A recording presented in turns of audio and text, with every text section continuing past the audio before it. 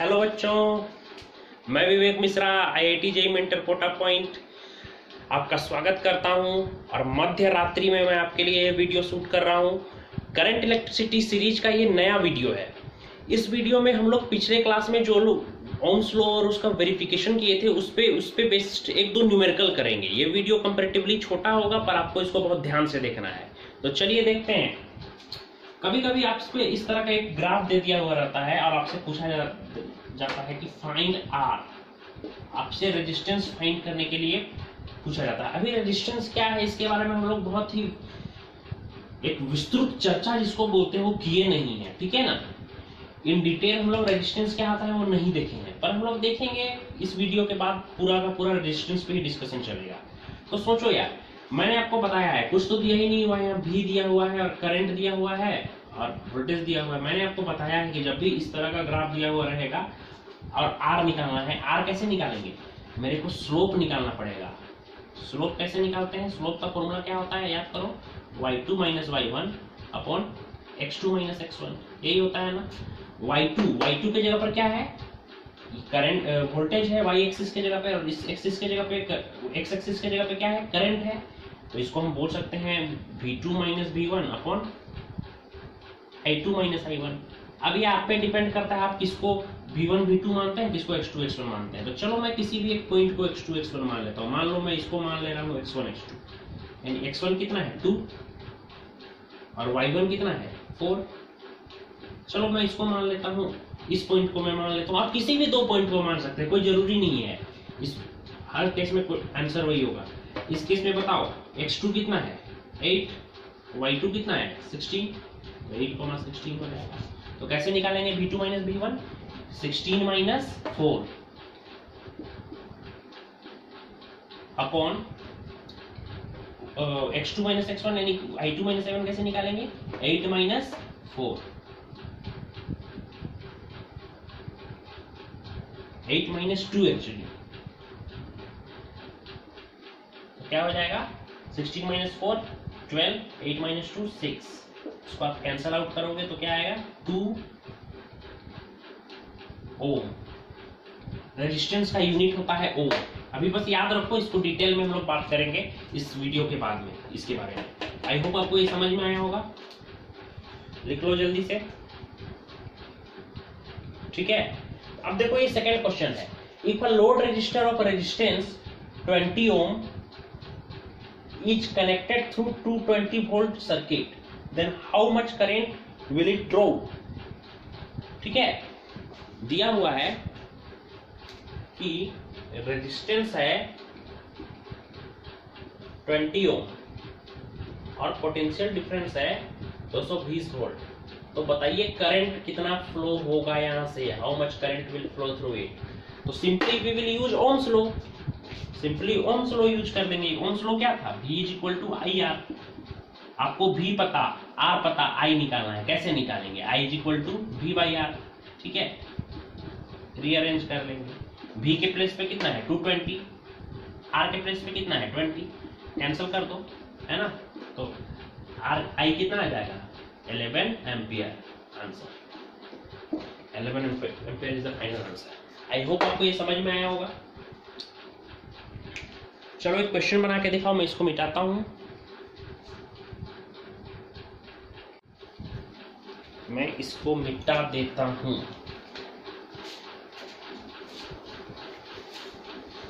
Okay, मैं एक simple सा क्वेश्चन देता हूं, आपको ये बना के दिखाना है और कमेंट बॉक्स में कमेंट भी करना है।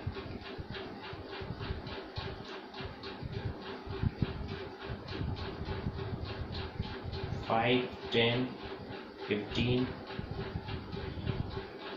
20 25, ये है करंट और ये करंट दिया हुआ है एम्पियर में। और यहाँ पर 4 8 12 16 18।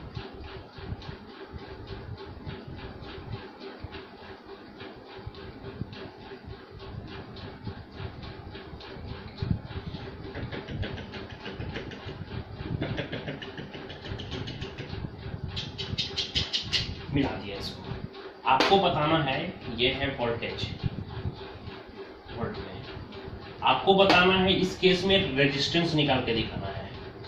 ठीक है, निकाल के दिखाओ।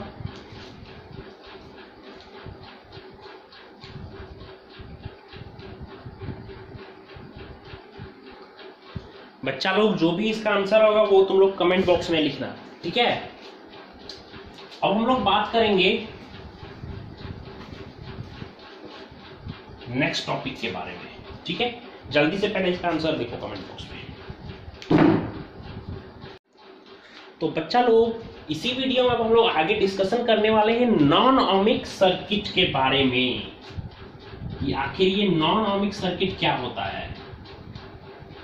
ऑफ कोर्स नाम से ही पता चल रहा है, वैसा सर्किट जो कि ओम्स लॉ को फॉलो नहीं करता है।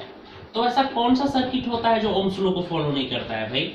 याद करो, ओम्स लॉ में क्या मैंने आपको बताया, V प्रोपोर्शनल टू I, मतलब जैसे जैसे आप वोल्टेज बढ़ाओगे वैसे वैसे करंट भी इंक्रीज करेगा। यही बताए थे ना हम। उसमें कुछ इस तरह का ग्राफ बन रहा है, लीनियर ग्राफ बनता है। पर क्या हमेशा ऐसा होता है कि लीनियर ग्राफ ही बनता है? आप देखोगे कि आप जितना वोल्टेज बढ़ा रहे हो, ये वोल्टेज है, ये करंट है। ठीक है, देखो आपने जितना वोल्टेज बढ़ाया करंट बढ़ा।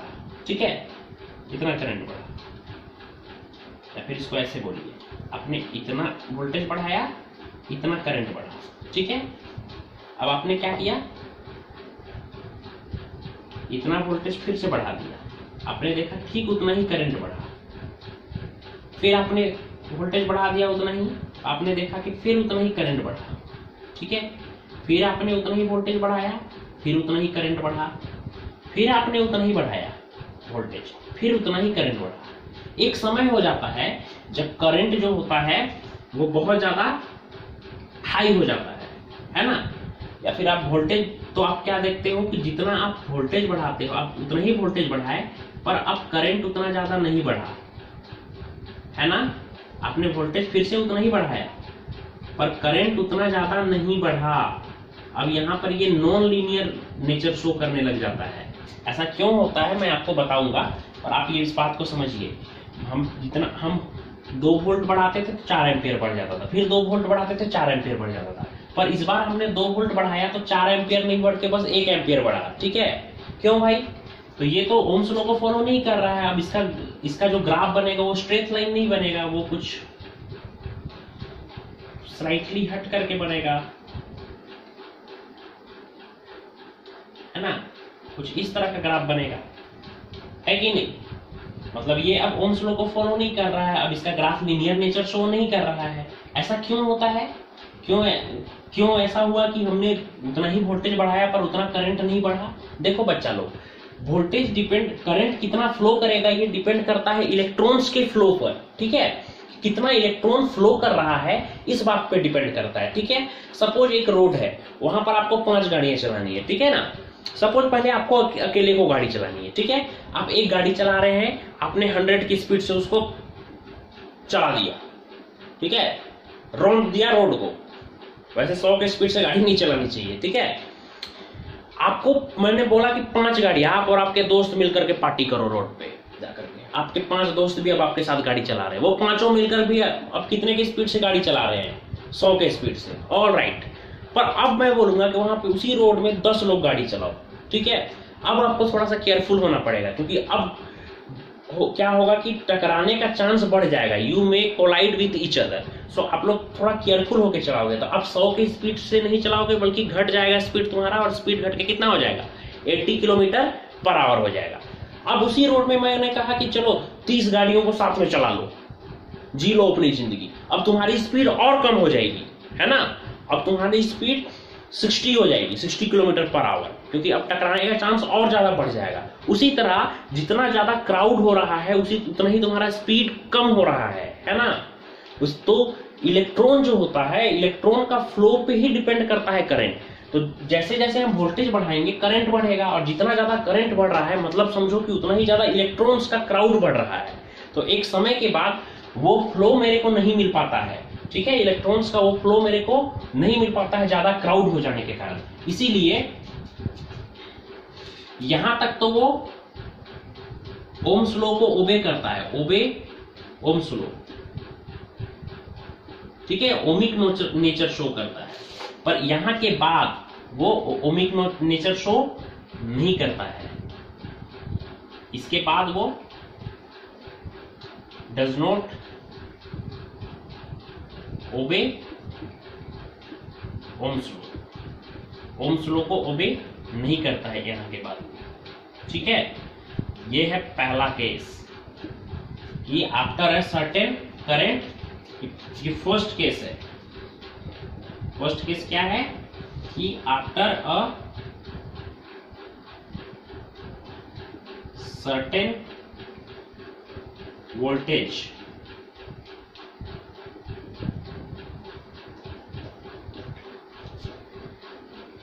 It does not follow, conductor does not follow it, नहीं मैं कंडक्टर लिख देता हूं यहां पे, आप भी लिख लीजिएगा, conductor does not follow Ohm's law. क्यों ओम्स लॉ को फॉलो नहीं करता है?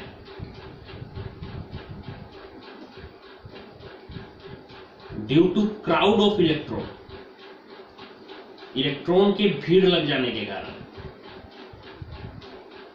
ये है पहला रीजन, आपको एक एक करके सारा रीजन देखना है बहुत ध्यान से। ये है फर्स्ट रीजन, ठीक है। सेकेंड, ये बहुत इंपॉर्टेंट है, बहुत ध्यान से देखना।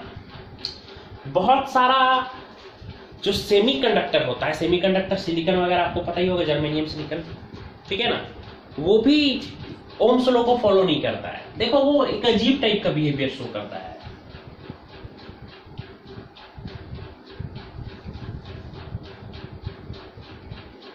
बहुत सारे semiconductor does not follow Ohm's law.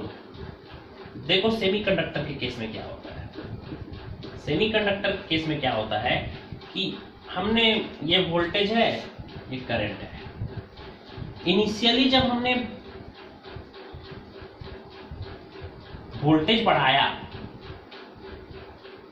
तो करंट पर उसका कोई असर नहीं हुआ। इनिशियली जब हमने वोल्टेज बढ़ाया तो करंट पर उसका कोई असर नहीं हुआ, मतलब करंट नहीं बढ़ा, तो ये तो नॉन ओमिक नेचर है ना। लेकिन कुछ समय के बाद करंट बढ़ने लग गया। ये ओमिक भी हो सकता है, नॉन ओमिक भी हो सकता है। तो लेकिन हम लोग लमसम ये कह सकते हैं कि ये ओम्स लॉ को क्या कर रहा है, फॉलो कर रहा है। कुछ समय के बाद शुरू में वोल्टेज तो बढ़ाया पर करंट नहीं बढ़ा। अब रिवर्स डायरेक्शन में भी इसको यही नेचर शो करना चाहिए, पर ऐसा नहीं हुआ। रिवर्स डायरेक्शन में कुछ और ही हो गया कि जब हमने रिवर्स वोल्टेज इसको दिया तो बढ़ा कुछ समय तक। जब शुरू में करंट तो बढ़ा, पर उसके बाद एक समय के बाद क्या हुआ कि ये कांस्टेंट हो गया। वोल्टेज तो बढ़ने लगा पर करंट बढ़ना बंद हो गया।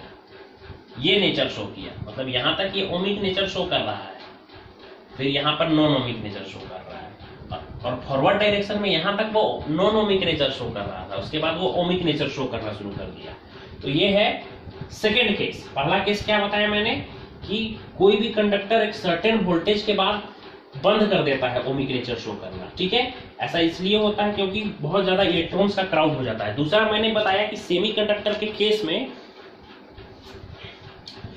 ये अलग टाइप का ही नेचर शो करता है। देख लीजिए इसको एक बार आप लोग, और लिख भी लीजिए, मिटा देता हूं फिर मैं इसको।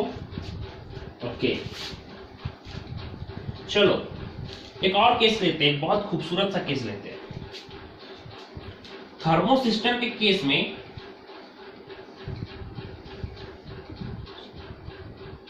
थर्मोसिस्टर, आई सेड थर्मोसिस्टर, लगता है मैं नींद में।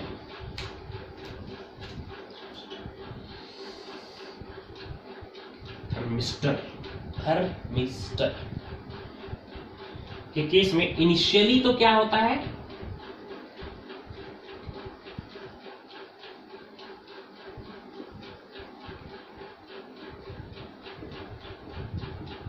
थर्मिस्टर को प्रोटेक्ट करते, थर्मिस्टर भी एक डिवाइस होता है, इसका यूज करते हैं प्रोटेक्ट करने के लिए। किस चीज को प्रोटेक्ट करने के लिए? थर्मोमीटर को, डिजिटल थर्मोमीटर को प्रोटेक्ट करने के लिए इसको यूज करते हैं। देखो यार, थर्मिस्टर के केस में आप देखोगे कि इनिशियली क्या होता है कि शुरू में जैसे जैसे आप बढ़ाओगे वोल्टेज, वैसे वैसे करंट भी क्या होगा, इंक्रीज करेगा। पर एक लिमिट के बाद जा करके आप वोल्टेज बढ़ाओगे तो करंट डिक्रीज करना शुरू करेगा। मतलब यहाँ तक तो लगभग थोड़ा बहुत वो ओमिक नेचर शो किया, पर इसके बाद वो पूरी तरह से नॉन ओमिक नेचर शो करने लगा। इसमें आपको एक खास बात देखने को मिलेगा, सेम करंट के लिए आपको दो अलग अलग वोल्टेज देखने को मिलेगा। सेम करंट के लिए ध्यान से देखो, दो अलग अलग वोल्टेज देखने को मिला है। ठीक है, ये मैं कुछ एडिशनल चीजें आपके लिए लेकर के आया हूं। आप जरूर बताइएगा आपको ये कैसा लगा, कमेंट करिए और आप मेरे चैनल को जरूर सब्सक्राइब भी करिए और शेयर करिए। मिलते हैं नेक्स्ट क्लास में। Okay bye.